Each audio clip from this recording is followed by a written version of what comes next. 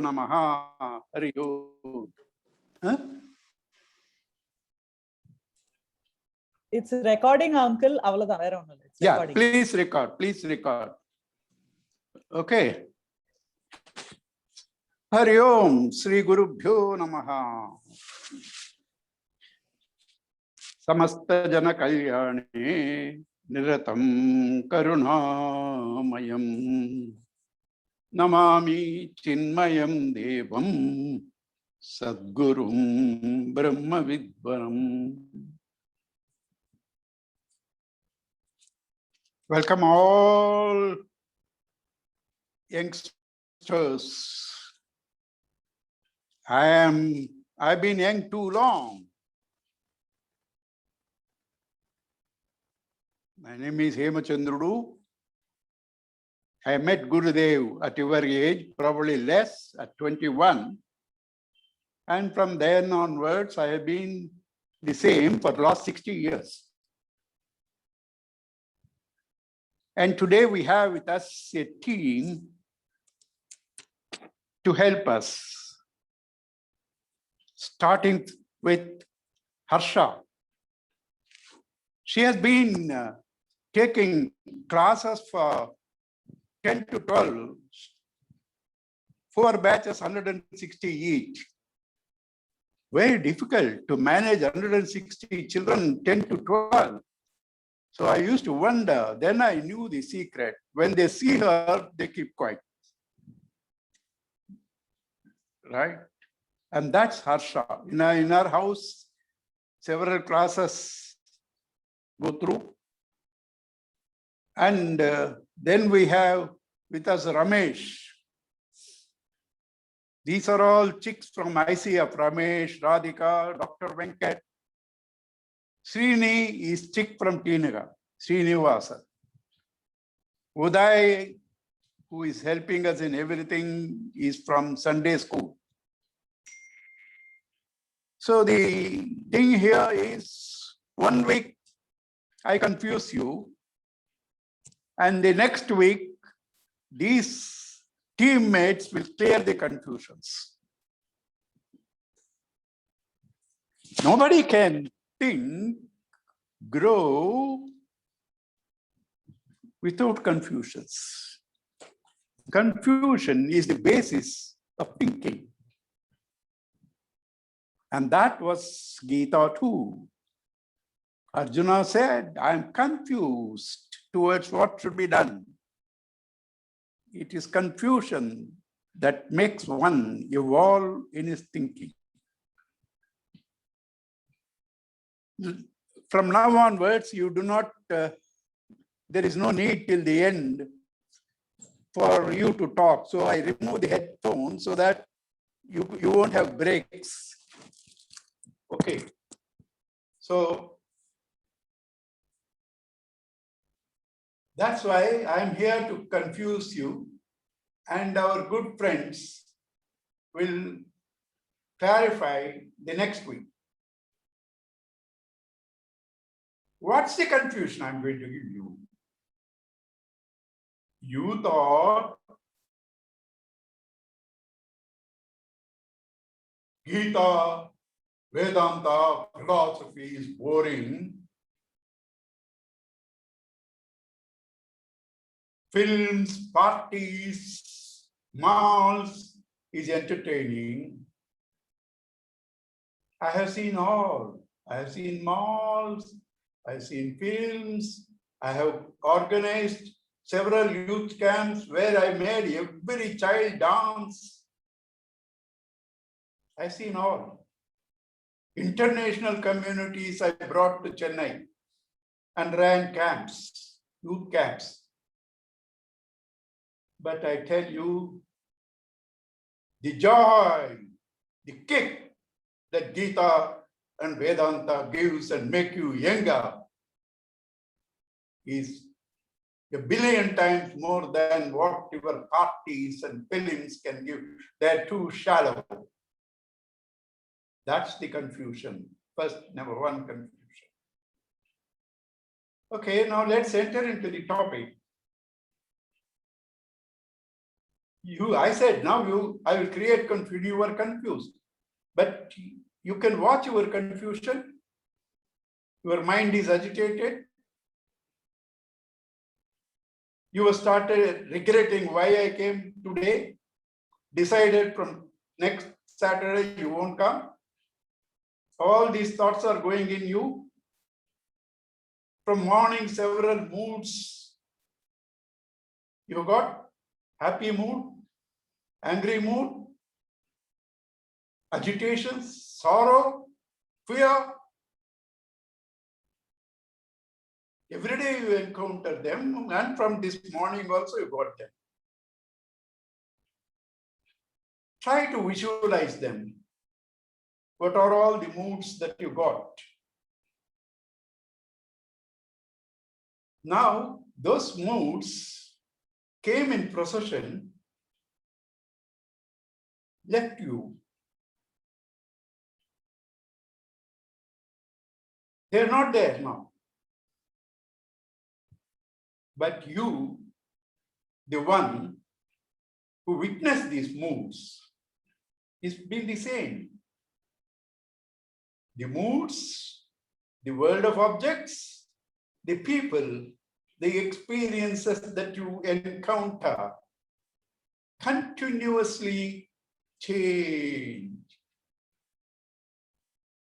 Continuously change. It's necessary. In a transactional world, if there is no change, there is no growth. In a transactional world, if there is no change, there is no growth. In a transactional world, you need problems too. If no disease, no doctors. No weather problem, no housing. No accounting problem, no auditors. No food problem, no agriculture. How does the economy develop? It's the problem is the basis of growth. Change is the basis of growth. That's necessary in the objective world. And therefore, to enhance our standard of living through various gadgets and comforts, the scientists struggled and provided us many things. That's called the objective world.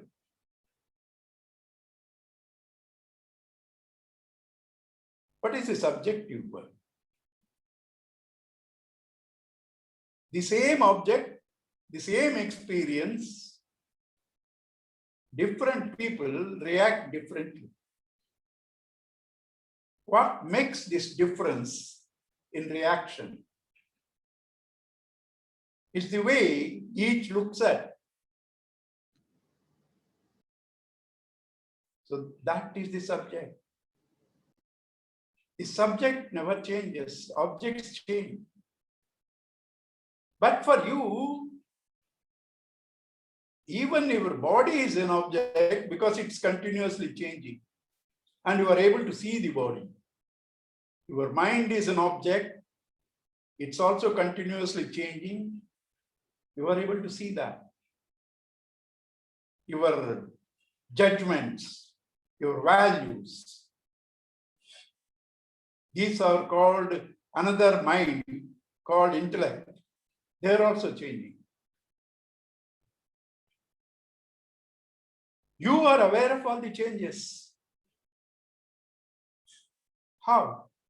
You should have been there witnessing the experience, otherwise you are not aware. You should have been the same person, not changed. Because different people's experience, different people cannot remember. The person who experienced alone can remember. The experiencer and the rememberer should be same. You experienced, you remember your experiences, the experiences have gone, you remain the same. The body is changing, you are aware of the changes, you don't change. The mind is changing, you are aware of the changes, you don't change. The intellect is changing. You are aware of the changes, you don't change. In the changing arena, the mind is frightened, fierce, agitated, excited, anxieties, worries. That is the mind. That is the mind. You are aware of all of them. Therefore, you were there through all of them. But you didn't change, because if you had changed, you can't remember. All problems, all excitements, all sorrows, all joys, all fears belong to the mind. You can see them. You are different from them. Neither the fears, nor the anxieties, nor the agitations are there in you. Are there in the real being that you are. They are all in you, but not in the subject, the awareness. If they are in you, or you are them, when they left, you should have also left. They come, they stay in you, they leave you. They come to you, they stay in you, they leave you. They are in you. You are not in them. Sri Gurudev's famous words. They are in you. You are not in them. So these different moods come and go to create a variety entertainment to you. You are the witness. Why are you worried? Why are you upset? You should say, that's my mind. They are in me, I am not in them. When you see a movie, would you like a movie without problems, challenges, fights, villain? All stories, all movies we enjoy only when there are fights, there are villains, there are challenges. So God in all his kindness provided you all this, your mind shows to you, you enjoy them and allow them to move. If you know this secret, you can build up your empire materially, your comforts materially. But the vacillations in this building of the empire, the challenges need not affect you, because you are not dependent on them for your happiness and security. You are dependent on yourself, like in sleep. You have detached from the body, mind, intellect, but you experience the highest bliss, joy. That's why, however many works you may work, you must go to sleep to equip yourself. That gives back the energy that you have spent. And therefore, you are the source of all inspiration. You are the source of all happiness. Focus to this. Know this being. Play with the world. Then you have the best of both. Best of material world, best of security and happiness. There was a time when religion ignored science. They had probably peace, but had to undergo avoidable challenges and discomforts. Then came, as a reaction, people who are completely lost in the beautification of the external world, building up comforts, diverse from religion. These people had the comforts, no peace. The first type had peace but no comforts. The second type had comforts, no peace. And therefore, an intelligent life is to have both. Comfort and peace are not opposed to each other. While playing with the comforts, not to depend on them, depend on yourself, the one that makes all activities possible. Without life, you can't move. I am shaking because of the life in me. You are listening because of the life in you.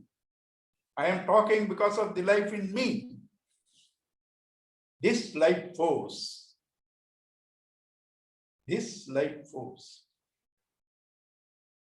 lends its energy to everything, the body, the mind, the intellect, and the entire world, but itself not affected. Discover this life force to be the real you, what you experience in sleep. Try to detach from the body, mind, intellect in waking in your activities. Find out this, me, the witness of my thoughts, the witness of my moods. Know this to be me. Experience its security and happiness and play with the outside world. Build up as much as you want, but don't be dependent on them. There was a king called Janaka. And there were some students before Yagnavalkya. This Yagnavalkya guru was waiting for Janaka to come. The students became jealous and said, because he's the king, he is waiting, he won't wait for us. The guru wanted to show them what Janaka is, why he has to wait. So he created a mystic fire, and all these sannyasi disciples before him ran. What they had possessions? Only a jetty, langota. For that they ran. Janaka didn't move. The Yagnavalkya asked, why they all run? You are the king. Your whole country is burning. You are not running. He said, when Mithila burns, I don't burn. That was Janaka. So being a king is not in opposition to live this peace, this beauty, this independence, this grace. There were the other type of people in search of this peace, renounce this world like Buddha, like Patinata. In search of peace, they renounced everything. Both are accepted, but really speaking, we don't have to renounce anything. Renounce only your dependence. Renounce the false idea that you are the body, you are the mind, you are the intellect.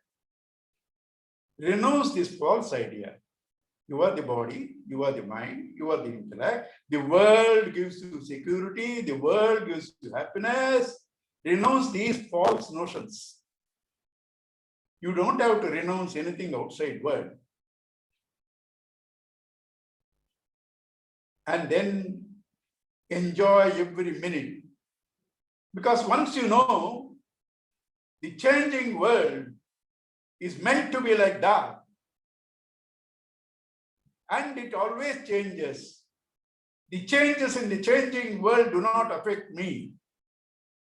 The changing worlds you enjoy like you enjoy a movie with a villain and challenges and crises.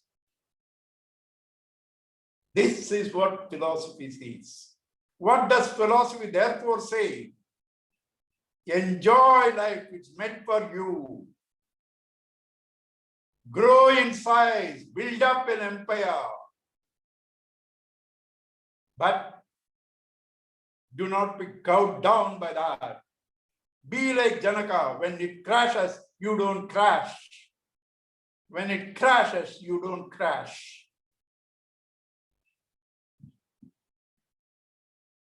Be detached mentally. Physically work. Why should I work physically?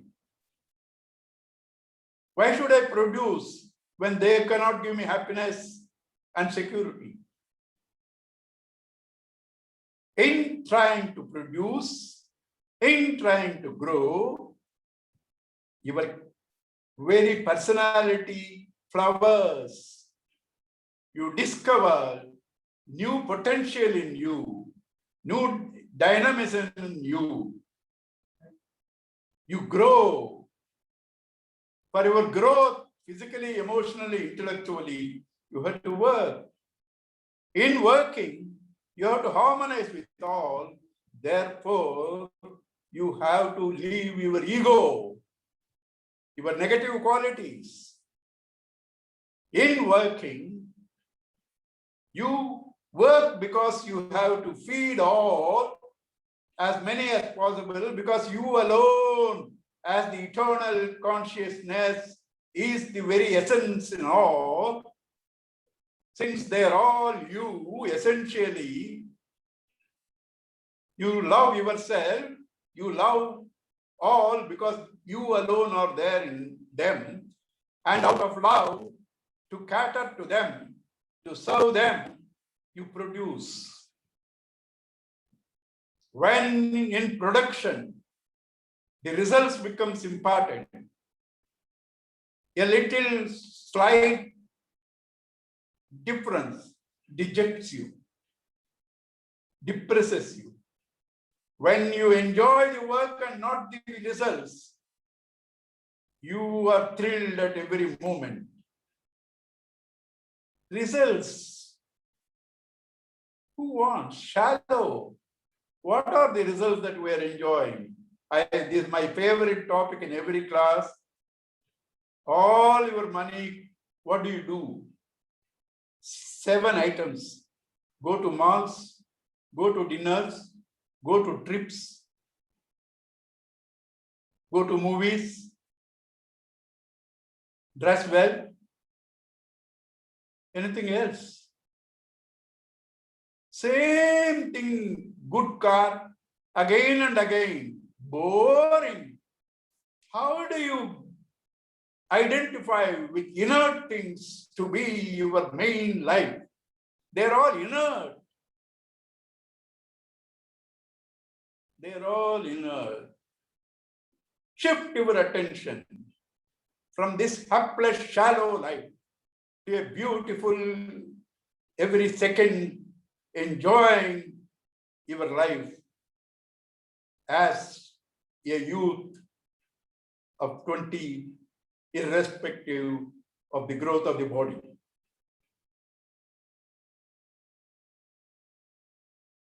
The body grows, I don't grow. The mind changes, I don't change. But this life of value, or this life of not depending on the external world, depending on yourself,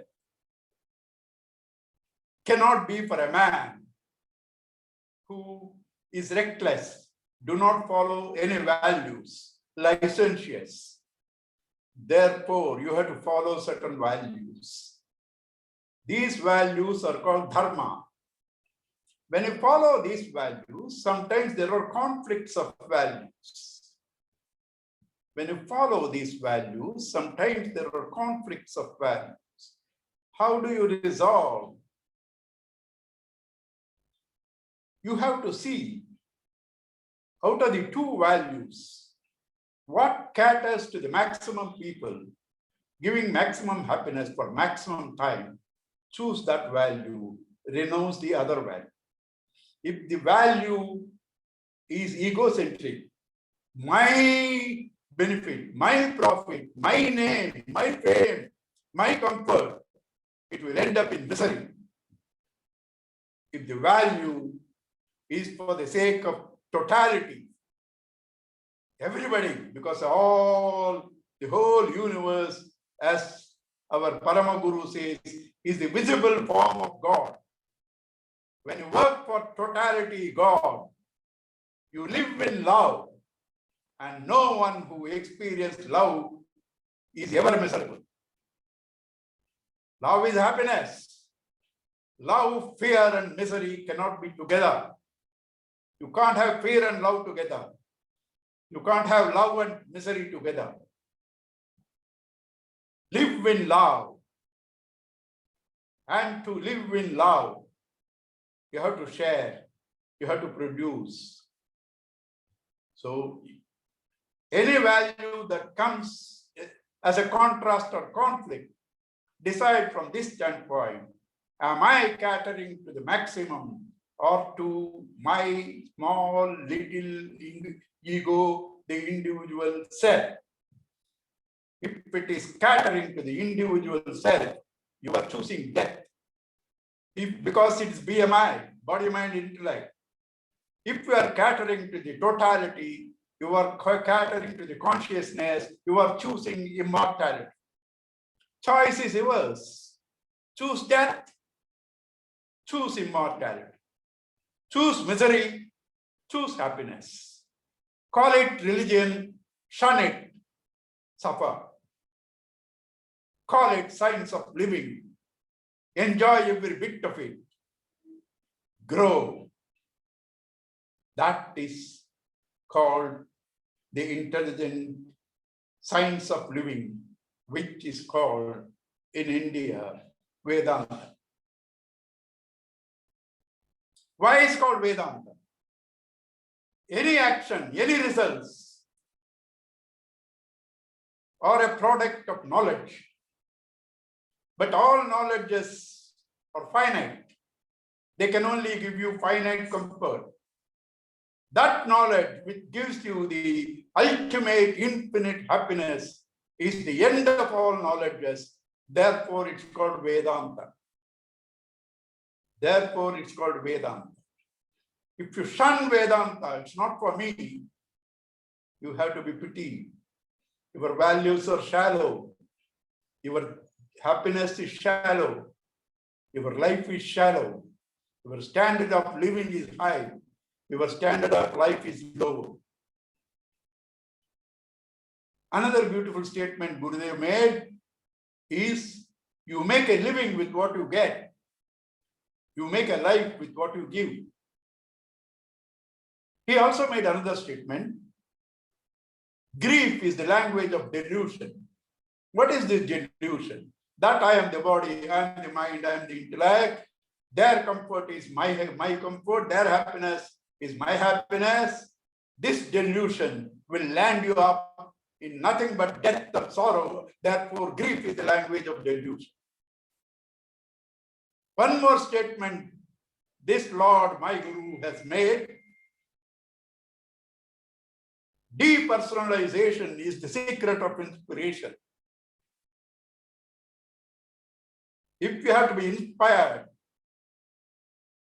let the cause be important, not you, the individual. When you see things from the individual standpoint, it shatters your confidence, your peace. It makes you dependent on results. It makes you miserable. If you have to be inspired, you just be tuned to the cause of totality. That inspires. Therefore, depersonalization is the secret of inspiration. I give you an example of three sculptors. Three sculptors were doing their sculpting in the same place, getting the same salary. Somebody asked, what are you doing? One sculptor said, I am earning my wages. Second sculptor said, I am earning for my family. The third sculptor said, I am building a temple. The sculptor that says I am earning my salary, his energy is very low. He can't enjoy. He can't produce better. The man who says, for my family, has a better inspiration compared to the first one. Enjoys little more his work. Becomes less tired. Produces more. Beauty more. The man who says, I'm building a temple, never gets tired. Inspired all the time. Enjoys every minute of it. produces maximum. Therefore, he gets a promotion. Others get commotion. So this is what is given to us in every minute of our life.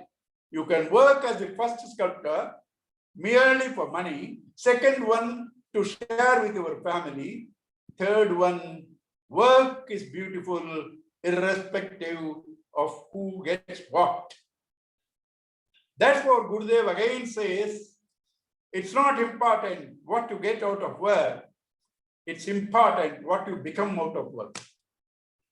It's not important what you get out of work. It's important what you become out of work. So this resolving the conflicts in our life, marching ahead towards material growth, finding peace in the spiritual depths is the ideal way of living. And when you are doing that, sometimes when the ego takes over, you get depressed like Arjuna did. The story of Arjuna Mahabharata is known to all of you, but it's my duty, at least in 2 minutes, to tell everything. Kauravas and Pandavas were cousins. Several things happened. Pandavas' property was snatched by unrighteous means by the Kauravas. And when they did not return as promised, there has no choice but to fight. Pandavas were so good. They said, okay, don't give us all our kingdom. Give us 5 villages. There is no.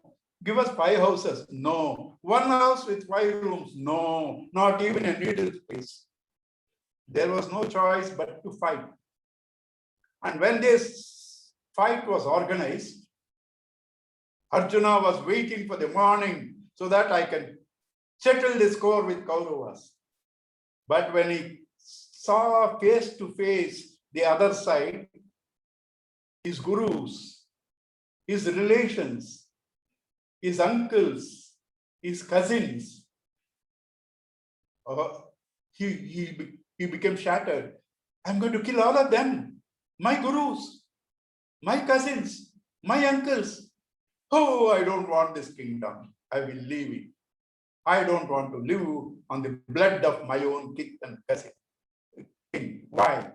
Because there he saw the situation from his ego standpoint, knowing him, thinking himself to be that body, mind, intellect, and seeing all others as the body, mind, intellect. Therefore, this Arjuna, who was a mighty warrior, who fought a battle for Indra and shared his throne, this mighty Arjuna, whom Shiva could not defeat, this mighty Arjuna now says, I can't hold my bow. My body is shivering. I can't fight.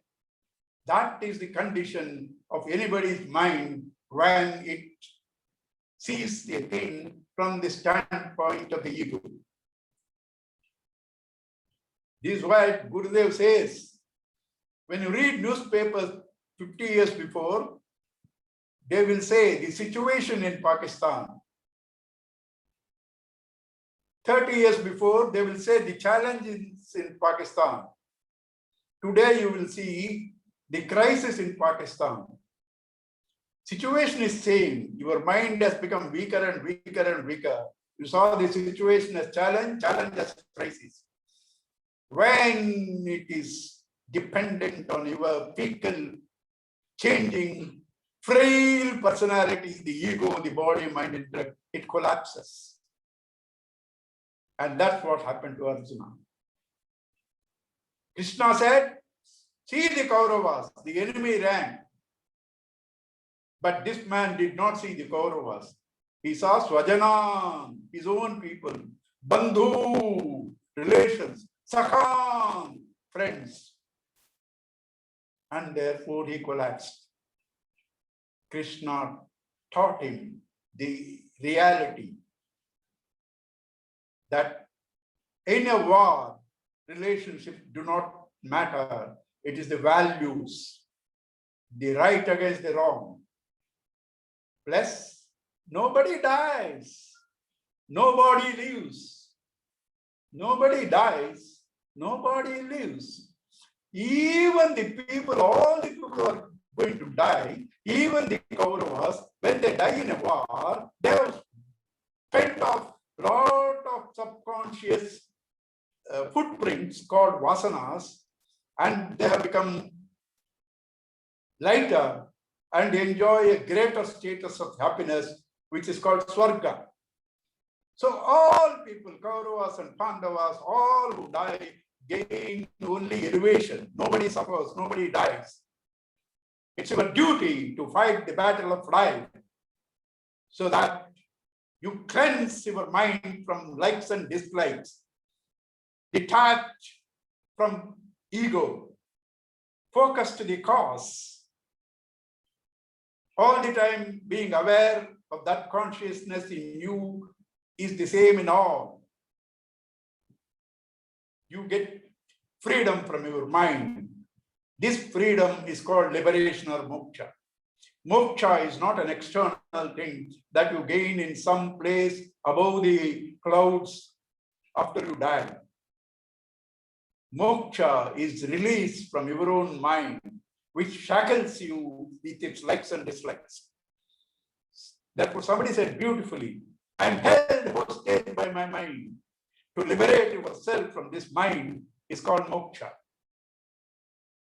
And this moksha shastra is the content of the Upanishads, whose essence is Bhagavad Gita, which starts with the confusion and the egocentric situation of Arjuna and brings in victory.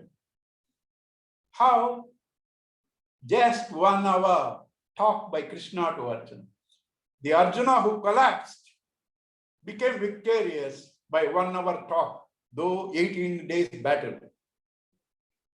1 hour talk, though 18 days, because all our life, it's not the external world that curves us down. It's our false perceptions of the external world. When you are given the right knowledge, right information, your perception changes. You see things in a different light. And therefore, you become a master of the external world. That's called victory. That is the essence of the Bhagavad Gita. Gita is a song. When almost everybody, lakhs of people are going to die, only 7 people are going to live. Where can it be a song? Excepting in movies. And then Bhagavad Gita, divine song. How can there be a song? How can there be a song when so many people are dying? That is because you discover there is no real death. You discover through this battle of fighting in a particular way, everybody elevates themselves in the quality of happiness and security. So it is a win-win situation. And hence it's a song, Gita. It's a divine song, Bhagavad Gita. The glory of this Bhagavad Gita is seen today by almost 50% of the very developed countries, top people openly declaring that they follow Bhagavad Gita. The New Zealand Prime Minister, a lady, Indian America, a Christian senator, took oath on Bhagavad Gita. Australian Prime Minister had said that. UK Prime Minister has said that. The Beatles believed in that. That Bhagavad Gita can give you inspiration in all your life. A life of inspiration. What is life of inspiration? You see, most of us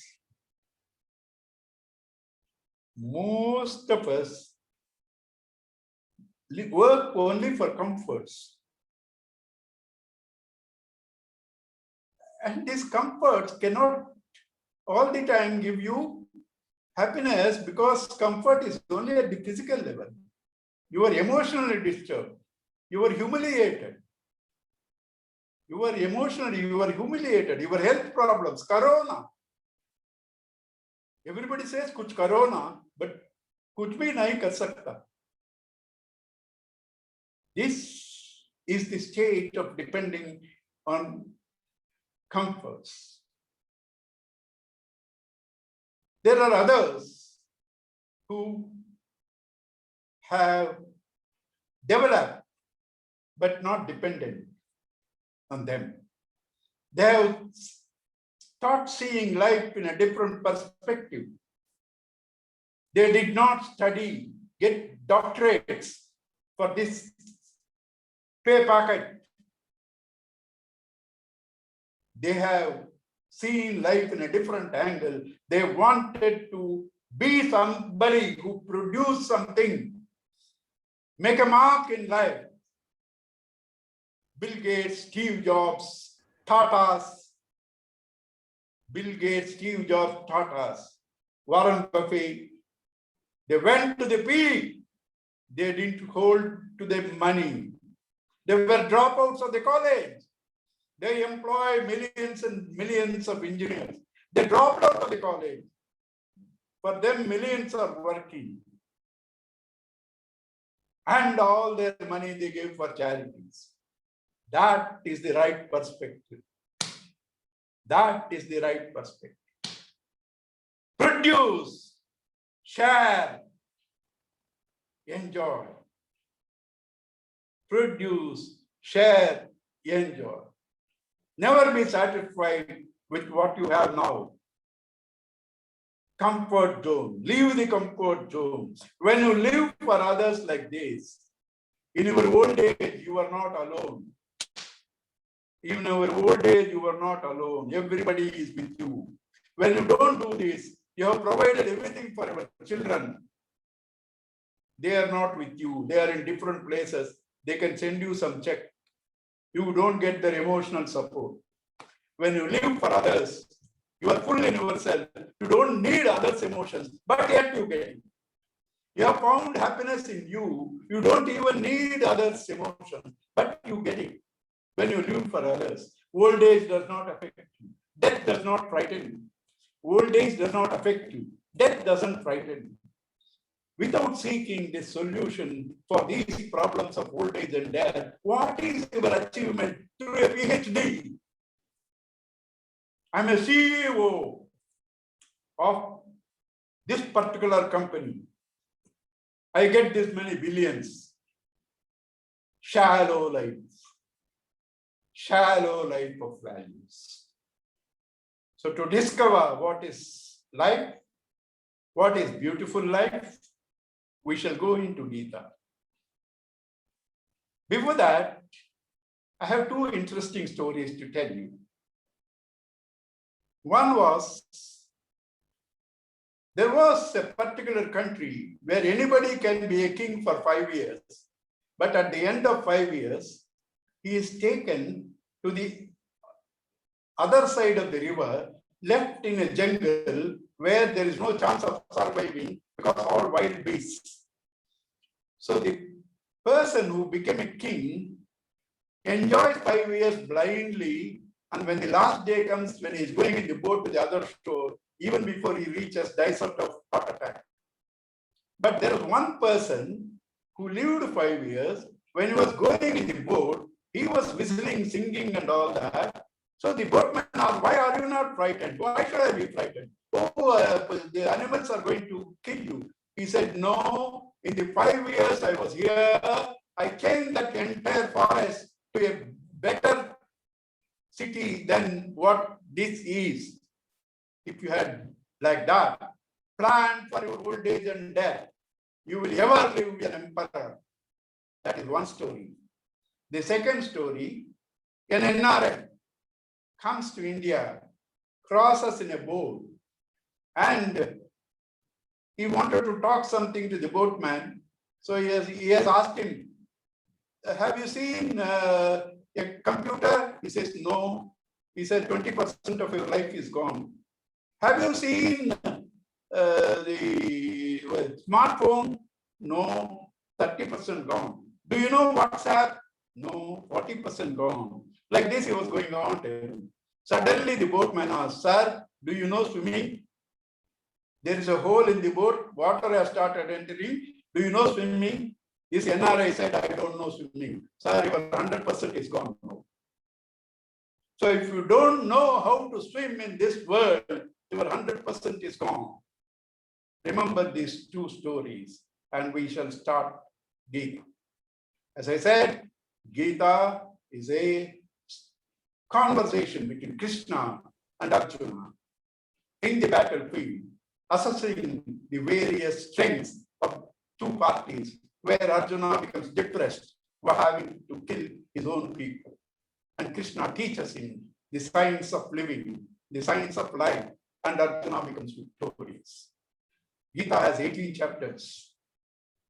Each chapter is called a yoga because every chapter can lead you to this state of perfection, this state of being in you, the reality in you. It can unite you with that reality, the absolute security and happiness in you.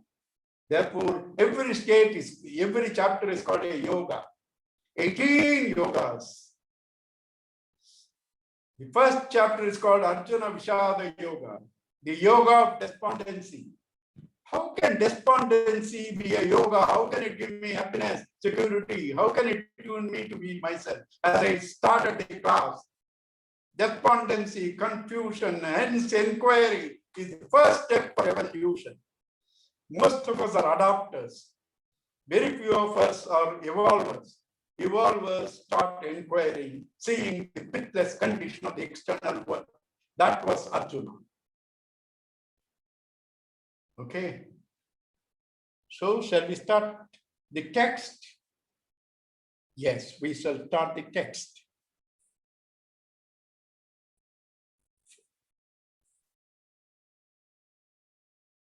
As I said, this text has 18 chapters. The first chapter is called Arjuna Vishada Yoga. It has several prayer songs, but we just sing one. We just sing one. What is that song?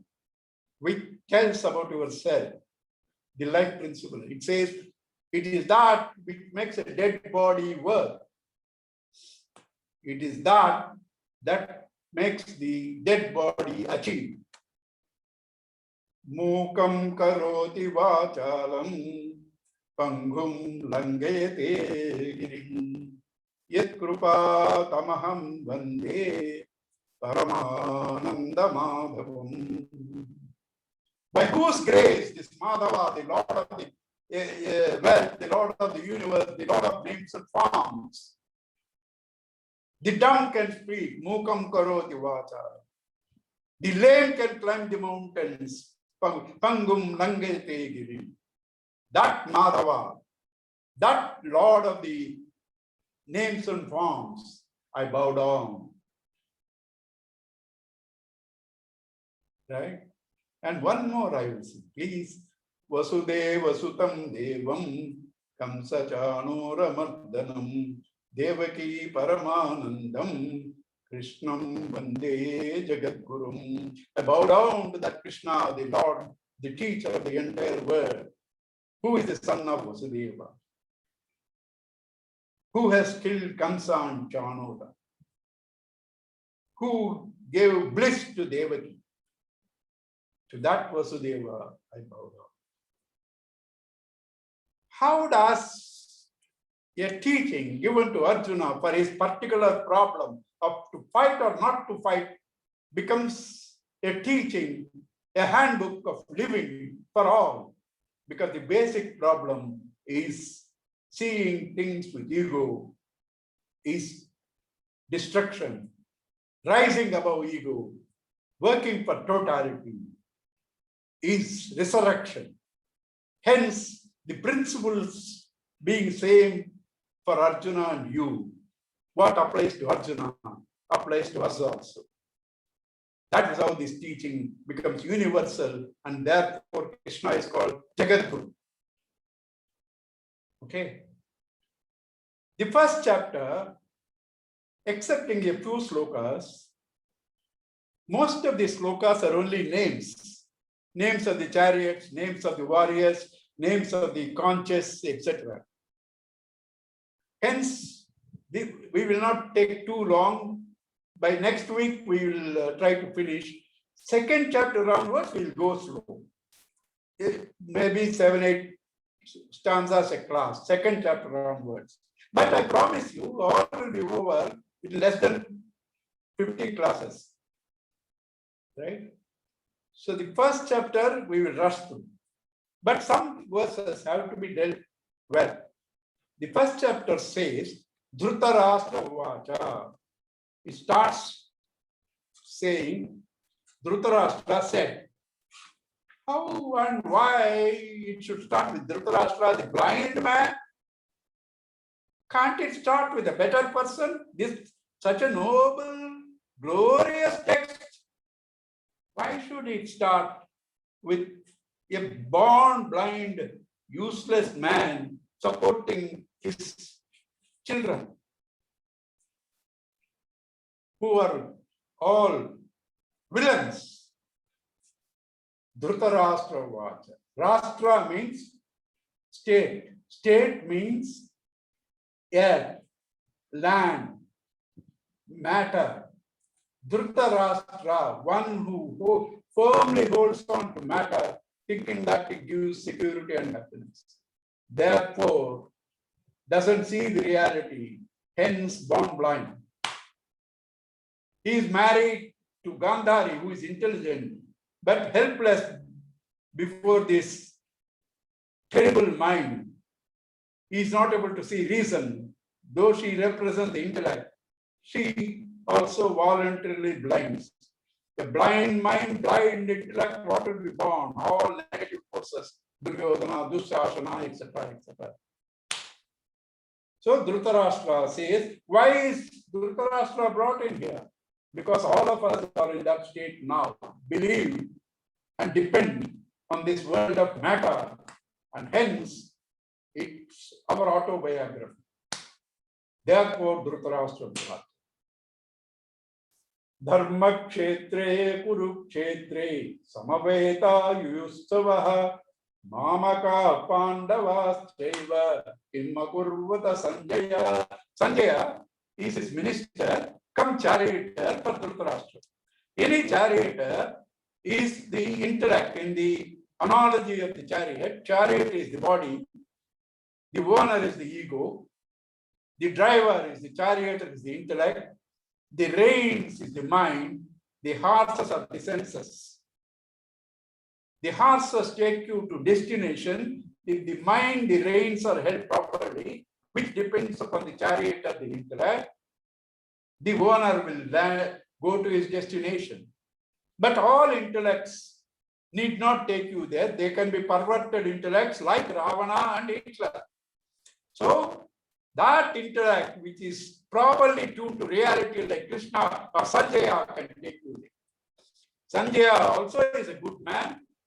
Sanjaya, one who has conquered his senses, but his teaching fails in deaf ears with Dhritarashtra. He is not merely born blind, but born deaf too. So therefore, he asked Sanjaya, what are my people and the Pandavas doing in Dharma Kshetra and Kurukshetra, having assembled to fight? Silly question. They went to fight. What are they doing? Went to fight? Are they playing cards? No. Why did he ask? Because a hope, Pandavas are good people, they wouldn't like to fight, they would have left the kingdom to his children. That false hope is asking, what are they doing? And how does he ask? my children and Pandu's children. Pandu, before his death, handed over his kingdom and children to the care of Dhritarashtra. So all are his children. Suppose for a vacation, you go to your cousin's house. Your cousin's father doesn't ask, where are my children and my brother's children? He says, where are our children? But this man is so egoistic. He asks, where are my children and Pandu's children? Right? And then the next answer starts from Sanjaya, the narrator of the entire Gita. The power was given to Sanjaya because Krishna said, Dhritarashtra, I can make you see wherever you are what's happening in the battlefield. Dhritarashtra knew he is on the wrong side. There will be total destruction. He said, I don't want to directly see. Let Sanjaya see and report to me. So Sanjaya sees and reports to him. And he says, Sanjaya what? Društva tu Pandavanikam Yudham Duryodhanastara Acharyam Upasangamya Raja Vachanam Abravit. Društva tu Pandavanikam. Having seen army of the Pandavas, Yudham arrayed, Duryodhanaha, Dhritarashtra's son, Acharyam Upasangamya, approaching his teacher, Raja Vachanam Abravit. That king spoke this. See, Sanjaya is such a good man. He is in the salary of Dhritarashtra, but his heart is with the Pandavas. Whenever he describes Pandavas, he uses all superlatives. Here, he has such contempt for this Duryodhana. He doesn't use any of those adjectives. He just says Duryodhana, that king. He approached his teacher and started talking like this. What does he talk? Pashyaitam Pandu Putranam Acharya Mahatim Chamu Yudam Drupada Putrena Tavasishyena Dhimatam. Pasyayetam Pandu Putranam Acharya. Oh teacher, see these sons of Pandu in this great army. Vyudham Drupada Putrena, organized by son of Drupada, who is your worst enemy, who dragged you, who insulted you. Tavasishyena Dhimata, that son of Drupada, Drushtadhyumna, he has arranged this battle. Tavasishye, your brilliant student, that brilliant student is sarcastic.